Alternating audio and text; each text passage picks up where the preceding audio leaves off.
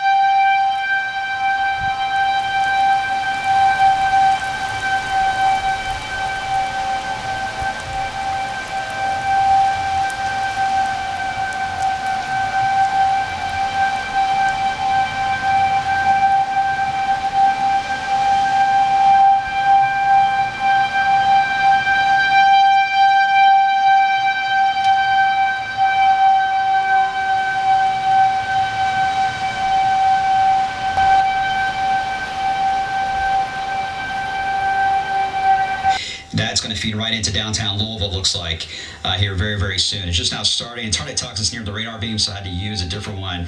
But again, right on the southern side there of Jefferson County into Meade County, there is some rotation very close to Brandenburg. We'll see if that holds together. A little more of a hail signal showing up, too, that may move into southeast Harrison into the PRP Greenbelt area, too. We have 6 more minutes. Tornado warnings that include parts of Oldham County over into Shelby County, Beverly Cliff, Shelby. And again, the one for Jefferson County has been allowed to expire.